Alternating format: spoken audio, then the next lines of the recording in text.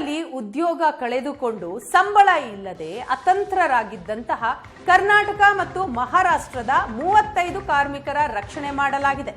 ಕತಾರ್ನ ಉತ್ತರ ಕರ್ನಾಟಕ ಬಳಗದ ಅಧ್ಯಕ್ಷ ಶಶಿಧರ್ ಹೆಬ್ಬಾಳ್ ಅತಂತ್ರರಾಗಿದ್ದ ಕನ್ನಡಿಗರ ನೆರವಿಗೆ ನಿಂತು ಅವರನ್ನ ವಾಪಸ್ ತವರಿಗೆ ಕಳುಹಿಸಿದ್ದಾರೆ.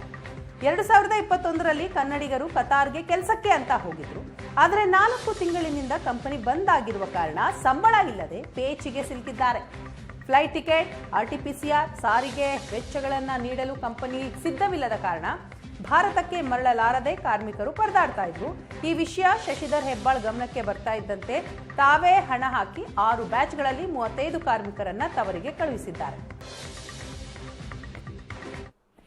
ಇಲ್ಲಿ ಕತಾರ್ದಲ್ಲಿ ಒಂದು ETS ಅಂತ ಒಂದು ಕಂಪನಿಯಲ್ಲಿ ನಮ್ಮ ಕನ್ನಡಿಗರು ಮತ್ತು ನೆರೆ ರಾಜ್ಯದ ಮಹಾರಾಷ್ಟ್ರ ಮತ್ತು ವರ್ಕರ್ಸ್ ಇಲ್ಲಿ ಬಂದು ಮತ್ತು ಕಾರ್ಮಿಕರು ಬಂದು ಒಂದು ಕೆಲಸಕ್ಕೆ ಬಂದಂಥ ಒಂದು ಮೊದಲೇ ತಿಂಗಳ ಒಂದು ಸಂಬಳವನ್ನು ಪಡೆದುಕೊಂಡು ಮುಂದಿನ 3-4 ತಿಂಗಳ ಸಂಬಳವನ್ನು ಸಿಗದೆ ಒಂದು ಸಂಕಷ್ಟದಲ್ಲಿ ಇದ್ದಾಗ ಅವರ ಸಂಪರ್ಕಕ್ಕೆ ಧಾವಿಸಿ ಅವರಿದ್ದಂಥ ಒಂದು ಪರಿಸ್ಥಿತಿಯನ್ನು ಅವಲೋಕಿಸಿಕೊಂಡು ಅವರಿಗೆ ಒಂದು ಧೈರ್ಯವನ್ನು ತುಂಬಿ ಏನಾದರೂ ಒಂದು ಒಳ್ಳೆಯ ಕೆಲಸವನ್ನು ಒಳ್ಳೆಯದನ್ನು ಮಾಡೋಣ, ನೀವು ಧೈರ್ಯದಿಂದ ಇರುವಂಥ ಒಂದು ಧೈರ್ಯವನ್ನು ತುಂಬಿದಾಗ ಅವರಿಗೆ ಒಂದು 10-15 ದಿನದಲ್ಲಿ ಒಂದು ಹಂತವಾಗಿ ಒಂದು 35-40ರಷ್ಟು ಒಂದು ಕನ್ನಡಿಗರನ್ನು ಮತ್ತು ಮಹಾರಾಷ್ಟ್ರದವರನ್ನು ಒಂದು ನಮ್ಮ ದೇಶಕ್ಕೆ ಕಳಿಸಿ ಮತ್ತು ಈಗಾಗಲೇ ಅವರು ಗೂಡುಗಳನ್ನು ಸೇರಿದ್ದಾರೆ ಮತ್ತು ಅವರು ಇಲ್ಲಿ ಉದ್ಯೋಗದ ವ್ಯವಸ್ಥೆ ಮಾಡಿದ್ದೆವು. ಆದರೂ ಉದ್ಯೋಗದ ವ್ಯವಸ್ಥೆ ಪ್ರಸಕ್ತ ವೀಸಾ ಸಮಸ್ಯೆಯಿಂದಾಗಿ ಅದೊಂದು ಉದ್ಯೋಗವನ್ನು ಆಗದೇ ಇದ್ದಾಗ ಅನಿವಾರ್ಯವಾಗಿ ನಾವು ಭಾರತಕ್ಕೆ ಕಳಿಸಬೇಕಂತ ವ್ಯವಸ್ಥೆ ಮಾಡಿದೆವು.